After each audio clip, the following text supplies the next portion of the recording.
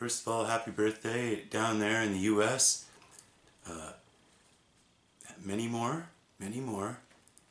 I hope you're having a good time down there, enjoying your holiday. Now, last night, there's a new fellow who moved into my building last night. He stopped, I saw him as he was going into his room, and he stopped in, and we had a little chit-chat in here and got to know each other a bit. He's an older gentleman, he's in his 70s, and he'd never heard of Blue Rodeo. But when I was showing him my cartoons, I could tell that he'd heard of Mike Myers. And earlier in the evening, we talked about reincarnation, and I told him my reincarnation story, and he believed it. Didn't think it was far-fetched at all. But when I told him that Mike Myers stole my cartoon, stole my character, he thought that was far-fetched. And didn't believe me. He was even insulted that I was trying to make him believe this.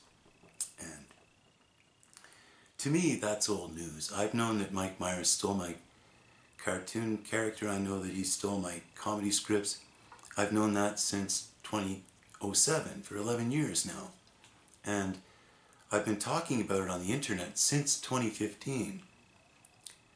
But still, there are people who don't believe me when they look at my cartoon and see this, and they think I got this from Mike Myers. That's a real pity, and it's because the media hasn't reported this crime against me. And why haven't they reported this crime against me? I think it's safe to assume that they think that it's okay for their stars to abuse me. They think that's just fine, and they're trying to pass this attitude on to their viewers. So before they can do that, I would like to put in my own 2 cents on it and tell viewers that if whatever disrespect that they have for me shows disrespect for you as well, because it's all based on this exclusionary outlook that they have, where they believe that they're privileged and their stars are privileged and can step on whoever they like, and we don't have any rights because we're not in their club. So it's not just I who is being abused here, it's also you. When they're asking you to trust someone who's dishonest, that's abuse. When they teach your brain to associate pleasure with the flaying alive of the person who wrote the work that's pleasing you, that's abuse, that's harmful abuse, that's harming your brain, harming its function, getting you to associate the wrong response with a stimuli, and it could probably screw up your whole head. I don't know, but it's not good for your brain, not good for your moral judgment to be treated like that. They think I'm far-fetched with my claims about copyright. I think they're getting pretty far-fetched with their assumptions about, for instance, how no one misses like 2 hours of my music on the radio station, or how no one misses 10 seasons of my comedy from 20 different TV shows on the TV, or how maybe no one misses Madonna or no one misses Jay Leno. That's quite far-fetched too, isn't it? After all the years that they were in the public eye, these people. Some other reasons they're doing it, they might be restrained from saying too much, get in trouble with the teacher. Fear is another one, afraid of the truth. And maybe just plain they just don't want to do their job, maybe they're just lazy is another one. But they are not reporting their crime, and when they don't report it, I must report it, and that means I must take time away from writing my poetry, music, from my comedy, to discuss this issue instead. And so it deprives you of more of the kind of work that you want from me when they don't report this crime against me. Now, I've heard some things about a lawyer The last time I spoke to one of my relatives by phone, he said, "Why did you go to Ottawa?" Like in a very suspicious way. Like as if, that's proves something that I went to Ottawa for my lawyer. I went back to Ottawa just by accident, actually, and found out about Dateline from Ottawa because nobody in Vancouver told me about it while it was going on. And I went straight to a lawyer as soon as I found out about it, and it turned out to be the same lawyer that I had visited 6 years earlier when these people on TV were first stealing my things.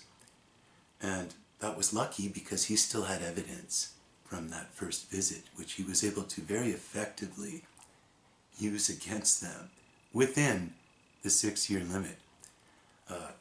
So if you want to talk about my lawyer as though he doesn't exist, well, his name was Adam Tracy and his associate's name was Kamaldeep Chopra, and their firm's name was MB Associates. And their legal action that they took on my behalf was in the summer of 2013, I gather, and extended all the way through to 2014 from what I was hearing and reporting on the internet at that time. As far as money is concerned, if you think that lack of funds is some mark of guilt on my part, no. Try to get money from a lawyer sometime. You try it. Try it sometime. It's not the easiest task, let me tell you. It's not the easiest task to get money from anyone, but let alone a lawyer. And they did their job. How do I know how much it costs? They did their job. Now, I've drawn some conclusions from this that might sound a little radical, but I hope you understand them. One of them is that I think acting should be abolished. I know that sounds very radical, but I don't think it's. I think it's heading. I think it's a menace. Acting. I think these people are too good at casting these illusions. When I got to think of someone who's so good at that, who's so good at pretending to be something he's not, he just strikes me as being highly dishonest more than anything else. And I don't need him or her. I don't need these people to cast their illusions for me. I don't need that. If I have a character in my head, I can just enjoy him in my imagination. Or I can draw a picture of him. And, like I do with my cartoons. I don't need them. So I can do without them. And I do think that they're bad for our society. They're turning our society into just a total bullshit society, if you'll pardon the expression. My conclusion is also that television is harmful because of the brain damage I was discussing earlier, the moral judgment center being compromised by improper response to stimuli. And my final conclusion is that talent should not be so insulted, especially if it's producing work that is popular. Talent should not have to endure such insults for such a long time. That's going to discourage talent, and it's going to reduce their output, and everyone's going to suffer the loss. So this year, for Independence Day, why don't you round up all those bad stars that I have listed in my copyright page? That's http://all-off-dave.blogspot.ca, and drag them to the park before you have your big celebration this evening, and tie each one to a rocket before you send it up to deliver that dazzling red glare.